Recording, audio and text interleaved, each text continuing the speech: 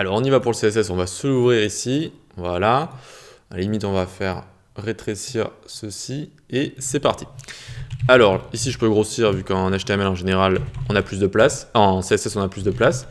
Toujours de base il y a un margin et un padding à notre body, hop on va lui enlever. Margin, padding, très bien, tac, tac, hop. On lui met un background, une sorte de blanc cassé, D, D, D, C, D, C. Hop, nickel, c'est bon, une sorte de gris. En hauteur, on va lui mettre 80 VH, ça veut dire 80 viewport 8, c'est-à-dire 80% de la hauteur d'écran. Display Flex, Justify Content Center et Align Item Center. Donc, on utilise Flexbox pour centrer tout ce qu'il y a dans notre body sur X et sur Y. Sur X avec Justify Content, sur Y avec Align Items. Et on voit déjà que tous nos éléments sont bien centrés ici. C'est nickel, c'est ce qu'on veut. Vous voyez ici, hop, ça permet de centrer ceci. Là, vous allez me dire, mais c'est pas centré sur Y, c'est pas centré de haut en bas. Si, mais de haut en bas, ça fait 80 VH, ça fait 80% de la hauteur d'écran. C'est pour ça que c'est un petit peu monté, j'ai fait exprès. D'accord ? Si on avait mis 100%, ça serait un petit peu plus descendu, vu que ce serait centré de haut en bas, sur les 100% de la hauteur du body. Bref, on continue du coup. Hop, on va s'occuper de notre box login. Box login, donc notre conteneur, on lui donne une width de 350 pixels, une hauteur de 480 pixels. On va lui mettre flex shrink 0. Donc ça va l'empêcher de se rétrécir si on est en petit écran. Notamment, je vais vous montrer parce que vous n'avez peut-être pas l'habitude de cette propriété. On lui met juste d'abord un background FFF, c'est-à-dire blanc, et un border radius pour arrondir les angles à 5 pixels, donc pour arrondir. Retournons ici. Très bien, donc on a notre carte ici. Et regardez, si j'enlève le flex shrink 0 de base avec Flexbox, les éléments ont flex shrink 1 en fait. Et donc regardez, on va venir ici, on ouvre la console avec F12, on la met sur le côté. Et regardez, je descends, très bien, très bien. Puis dès que je touche, hop, ça va commencer à shrink, c'est-à-dire rétrécir en fait. Et j'ai pas envie que ça fasse ça, d'accord? J'ai pas envie que ça rétrécisse, donc je lui mets flex shrink 0. Et donc ça ne va plus rétrécir. Vous pouvez refaire le test, ça ne rétrécit plus. Allez, on continue, du coup, on va s'occuper du logo, donc point container logo. On lui met une hauteur de 43% de notre carte, voilà. Et on réutilise Flexbox parce que c'est assez sympa, c'est assez facile de centrer des éléments avec Flexbox. Donc là, tout simplement, on vient de centrer notre div cercle, hop, ici. Donc notre cercle sera bien centré sur les 43% de la hauteur ici de notre élément, et donc c'est ce qu'on voulait. Donc on continue, tac, tac. Ensuite, on s'occupe du cercle en lui-même. Il va avoir une width de 150 pixels, une hauteur de 150 pixels, border radius, donc on le transforme en cercle en lui mettant un border radius de 50% ici. On lui met un background orange, donc 250, 165, 9. Ok, tac, nickel. Donc on a notre rond qui est créé ici. Vous voyez que si j'enlève le border radius, tac, hop, et donc à 50%, ça arrondit en fait tous les angles à gauche, droite, en bas et en bas à gauche. Et donc en fait, ça va faire un cercle parfait comme ça. C'est comme ça qu'on crée des cercles en CSS. Et puis hop, on va pouvoir recopier ça encore une fois. Encore Flexbox, vous allez me dire oui, pour centrer maintenant le logo à l'intérieur du cercle. Comme ça, il sera centré avec Flexbox tout aussi simplement.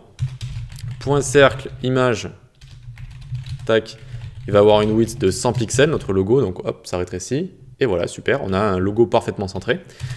Et on va pouvoir attaquer notre container à input, on va lui donner une height de 57%.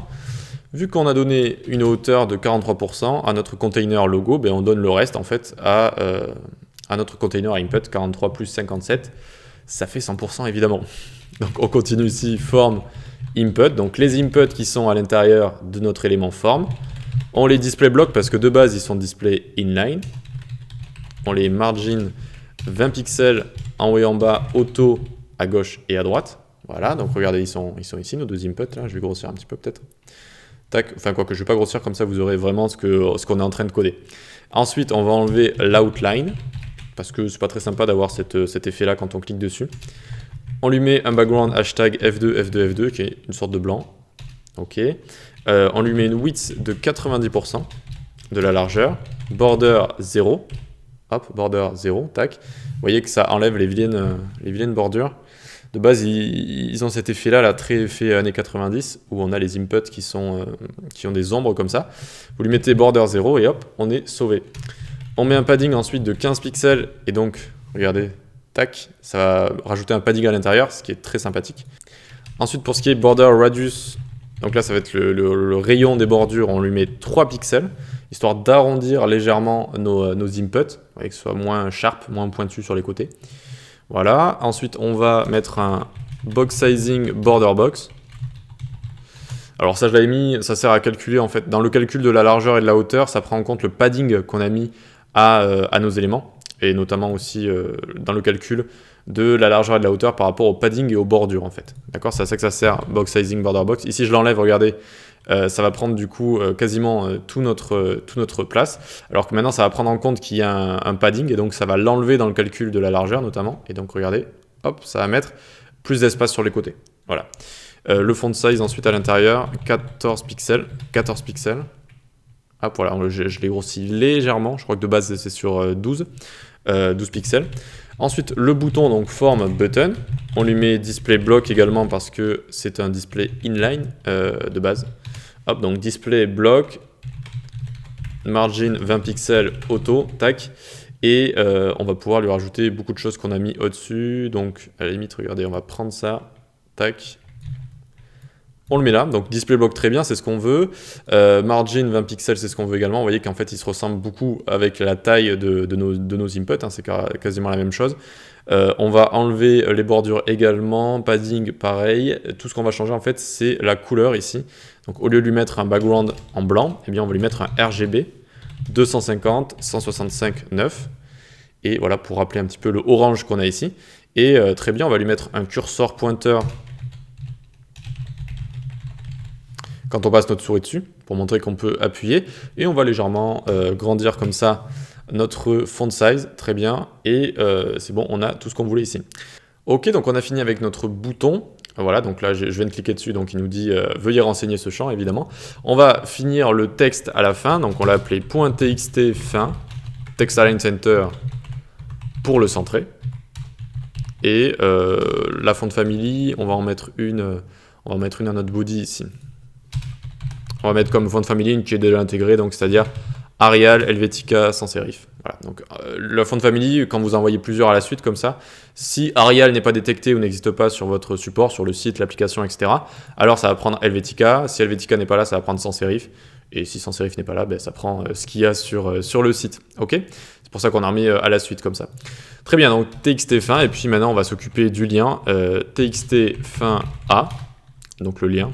On lui enlève la text decoration, donc c'est-à-dire on lui met none ici, c'est le petit trait qu'on a en dessous, tac, ça l'enlève, et on lui met comme color salmon. Salmon comme ça, couleur saumon, tac. Et voilà, on a terminé donc avec notre login basique où on va pouvoir renseigner notre nom d'utilisateur avec un max length qu'on a mis. Donc regardez, si j'essaye d'aller au-dessus de 16 caractères, ça ne fonctionne pas. Pareil pour notre mot de passe, et puis on va pouvoir se connecter comme ça. Voilà. Posez-moi des questions si vous en avez, sinon on va pouvoir passer au prochain formulaire, tout simplement. À tout de suite.